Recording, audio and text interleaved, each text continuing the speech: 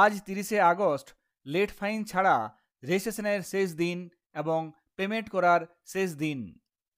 এরপর রেজিস্ট্রেশন করতে হলে লেট ফাইন দিয়ে রেজিস্ট্রেশন করতে হবে।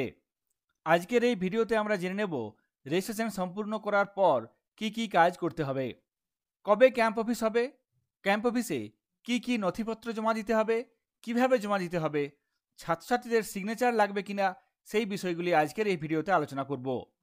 এখানে আমি wbbscdata.com এই পোর্টালটি ওপেন করেছি, এরপর লগ ইন করে নেব। এখানে আমরা পোর্টালের ড্যাশবোর্ডে চলে এসেছি। এক্ষেত্রে পেমেন্ট করা হয়ে গেছে, সেই জন্য দেখুন এখানে এডিট অপশানগুলি ইনঅ্যাক্টিভ হয়ে গেছে। পেমেন্ট করার পর ডান দিকে ডাউনলোড রিপোর্ট অপশানে গিয়ে রিপোর্ট ডাউনলোড করে নিতে হবে।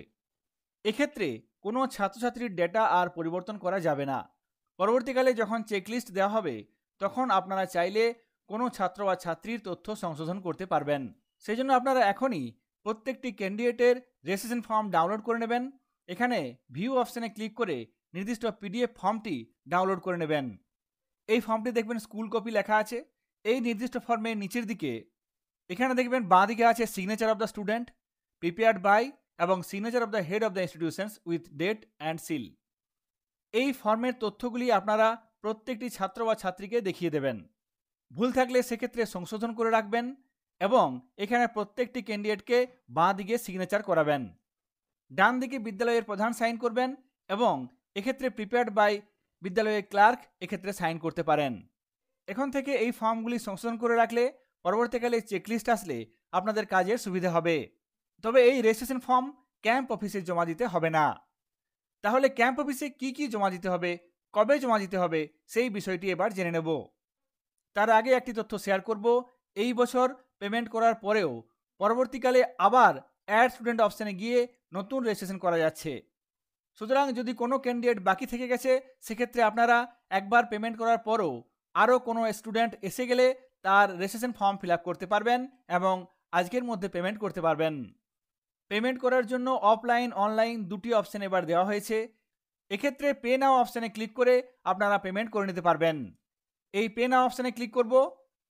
যদি অনলাইন মাধ্যমে পেমেন্ট করে থাকেন তাহলে এই পেজটি আপনারা প্রিন্ট করে রাখবেন।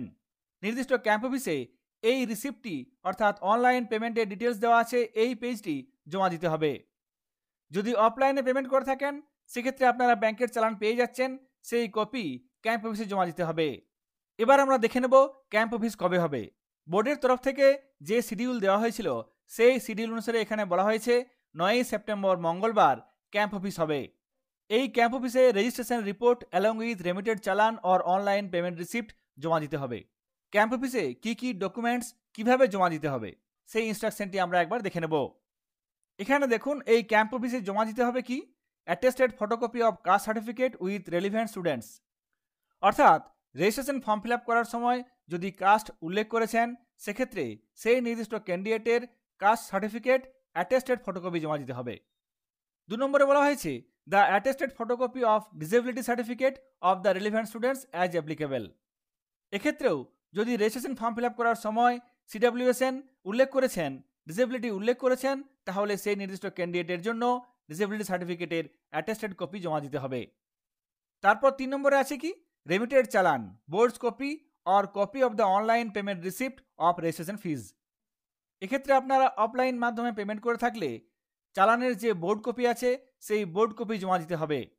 কিন্তু যদি অনলাইন মাধ্যমে পেমেন্ট করে থাকেন তাহলে কি জমা দেবেন? অনলাইন মাধ্যমে পেমেন্ট করলে কোনো রিসিপ্ট জেনারেট হচ্ছে না। আমি আপনাদের আগেই বলেছি পে নাও অপশানে গিয়ে যে ডিটেলস পেজটি আসছে সেই পেজটি আপনারা প্রিন্ট করে নেবেন।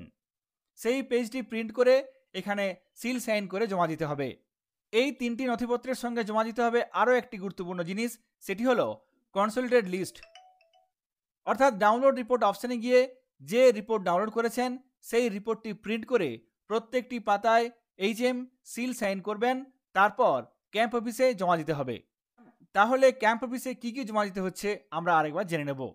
এখানে কি জমা দিতে হচ্ছে attested photocopy of caste certificate, 2 নম্বরে attested photocopy of disability certificate, challan, যদি অফলাইন চালান থাকে সেক্ষেত্রে বোর্ড কপি, যদি অনলাইনে পেমেন্ট করে থাকেন তাহলে পে নাও অপশানে গিয়ে পেমেন্টের যে ডিটেলস আসছে সেই পেজটির প্রিন্ট আউট জমা দিতে হবে।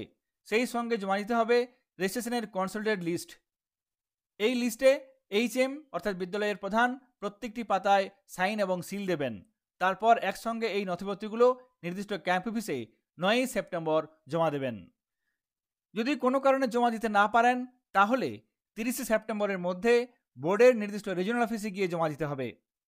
আজ 30শে আগস্ট লেট ফাইন ছাড়া রেজিস্ট্রেশন করার শেষ দিন এবং পেমেন্ট করারও শেষ দিন। পরবর্তীকালে লেট ফাইন দিয়ে রেজিস্ট্রেশন প্রক্রিয়া শুরু হবে। সেক্ষেত্রে একই রকমভাবে এই নথিপত্রগুলো জমা দিতে হবে, তবে সেক্ষেত্রে ক্যাম্প অফিসে হবে না। 30শে সেপ্টেম্বরের মধ্যে বোর্ডের নির্দিষ্ট রিজিওনাল অফিসে গিয়ে জমা দিয়ে আসতে হবে। এই নথিপত্রগুলো জমা না দিলে registration form fill up incomplete বলে ধরা হবে। সেক্ষেত্রে রেজিস্ট্রেশন সার্টিফিকেট জেনারেট করা হবে না। সেই জন্য এই নথিপত্রগুলো অবশ্যই নির্দিষ্ট ক্যাম্প অফিসে অথবা বোর্ডের নির্দিষ্ট রিজিওনাল অফিসে গিয়ে জমা দিয়ে আসবেন। ক্লাস 9-এ রেজিস্ট্রেশন সম্পূর্ণ করার কি কি কাজ করতে হবে, ক্যাম্প অফিসে কি কি জমা দিতে হবে, সেই বিষয়গুলি আপনাদের সঙ্গে শেয়ার করলাম। সকলে ভালো থাকবেন, সুস্থ থাকবেন। ধন্যবাদ।